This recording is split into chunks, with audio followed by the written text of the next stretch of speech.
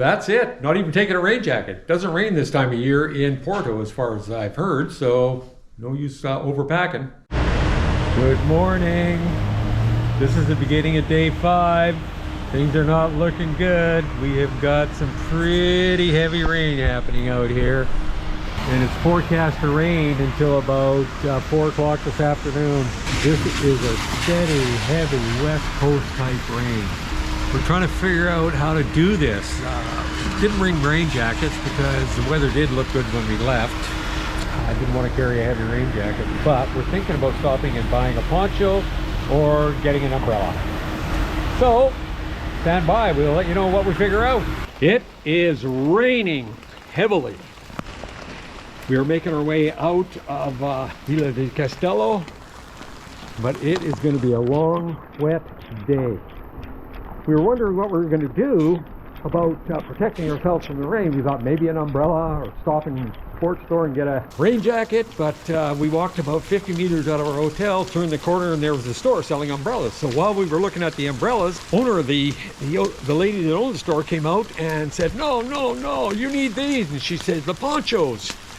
And she opened them up, she put them on us, charged us €3 each, and we're on our way. Regardless, it didn't matter whether we would have $800 rain gear or a $3 poncho, we're gonna get wet. That's part of the experience. But it's been a lovely walk so far through the outskirts of the town. And this is what it looks like when we're walking. I'm not sure if you can see the rain, but it is coming down hard. See it bouncing off the road. And there's Suzanne in her lovely pink poncho. The temperature's good. It's about 20 degrees, so it's not cold, just wet. And the forecast says it's going to go until about 4 o'clock this afternoon. Still raining. Raining harder, if anything. There's Suzanne with a big smile on her face, so things can't be that bad. Scenery is spectacular. Although we're walking within these walled paths, still this is unique to us, so I find it very interesting. As we're walking along here and realizing that the entire path is lined by these rock walls, what the reasoning was. I asked the question last night within the group and nobody really had an answer, but I'm not sure whether it's to keep the pilgrims in from going and robbing the residents that lived here, or is it to keep the pilgrims safe from robbers that may come onto the path to rob them. Dan, what's your thoughts of the day? Well, it's wet and wonderful all at the same time. I'm loving it. I'm happy I got a pink poncho to help keep my pack dry and most of my body dry. It's all good. All good. Well, everything happens for a reason, and because I've got soaking wet feet, I'm not getting any hot spots, and my blisters actually feel pretty good. So yeah. Maybe this is what is supposed to happen for us today. Squishy shoes. This is our world today. Embrace it. Deal with it later. If there's any doubt how hard it's raining, have a look at this. We got a virtuous torrent running down this road. It does rain in Portugal. That's why it's so green and lush. So this is not a bad thing. The sights we were able to take in along the way are making this very worthwhile. Slightly uncomfortable, I suppose. Nothing that we can't deal with.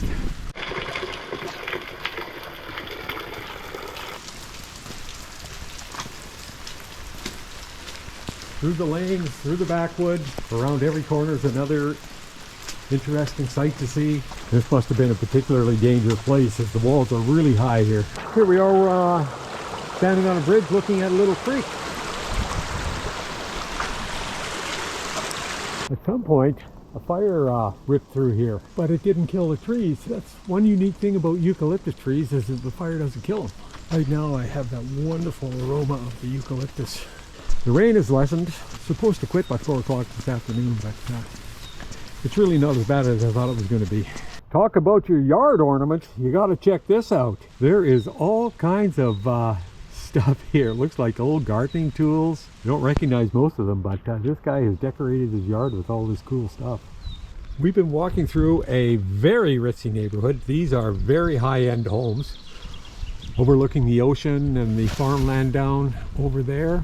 This is in no way, shape, or form a third world country. Well, it's 5 days into the Camino, and we're starting to find our rhythm. When we get up, who takes off first? One couple gets up super early and they're out of there like a shot first thing in the morning, and the other couple takes their time, and has their breakfast and then start doing their running. Then Suzanne and I usually bring up the rear, walking a little slower, enjoying ourselves along the way. And we get our Camino legs as well. I remember that from the Camino Frances I did 10 years ago. It took about 5 days before we got our Camino legs where we weren't feeling tired and can walk all day with no issues. I'm finding too that even though I'm tired at the end of the day and my feet are sore, by the next morning, the tiredness dissipates, the soreness lessens, and I'm good to go the next morning. And it'll get easier and easier as the days go on. This will be our longest day at about 29 kilometers. After that, we've got a 16 kilometer day and an 18 kilometer day. So after 4 days of 20 plus sections, those days will seem short. They'll seem like half days. We would be happy to find a coffee shop where we could stop and have a cappuccino and a little snack and just take a short break.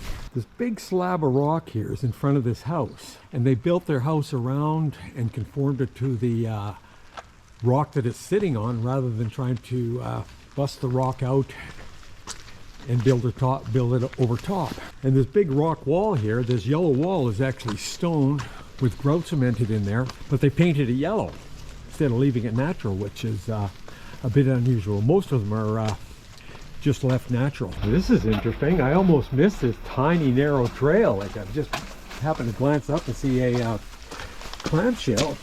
What? Because this wasn't very obvious at all. It's a very narrow opening to get onto this trail. The nice thing with today's technology is we know exactly where we're at and we can figure out exactly how to get back onto where we should be. So it takes a lot of the stress and anxiety out of the walk. Over here we've got all these grapevines that line the outside of this estate. The nice thing about walking on a cool day is your energy doesn't get sapped. Walking during the heat just drains you of energy and you can get dehydrated very easily. Oh my goodness. Look at this beautiful cemetery. Incredible headstones, fresh flowers on all the graves. What a wonderful way to honor your loved ones.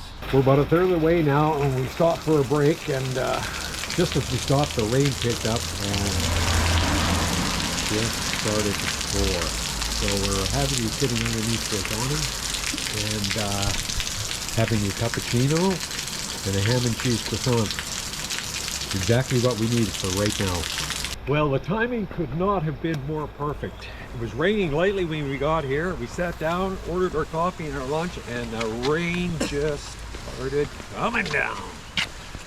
So we waited that out, finished our lunch and our coffee, and now we're on our way, and it's almost quit raining, so perfect timing.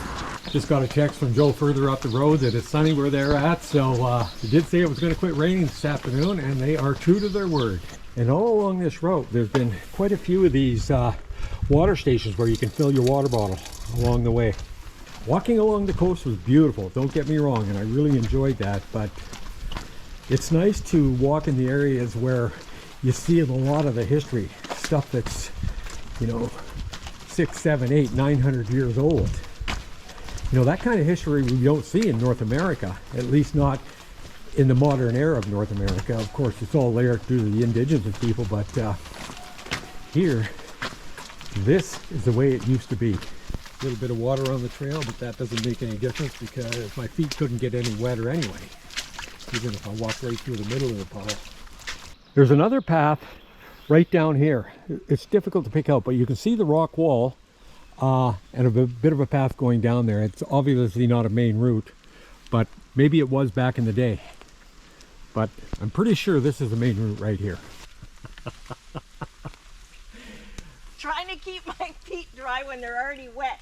Oh, come on. You're good. One more step and you pass the hard part and then it's easy going. You're gaining a lot of elevation. While that's happening, the skies have opened up and it is pouring. We are in a torrential downpour. Oh, there's a literal waterfall coming down these stairs we have to climb. So we have to work our way up through this waterfall and again gain some more elevation. The last 8K of our walk today is right along the coastline. And as I was walking along, I noticed another cairn. This is our second one of the day that we've seen. where people have stopped and piled rocks in a certain way. The last one was across, and this one is a big rock that's here that people have kind of turned into a shrine where they have paid homage to their loved ones. Over there is our destination. We're probably about 6K away, and we will be done for the day. We don't see too many divers around. That's the first one I've ever seen walking down the street carrying his gear. Oh, nice catch! All right, he had some squid and some fish. He had a very successful day of scuba diving with a spear gun.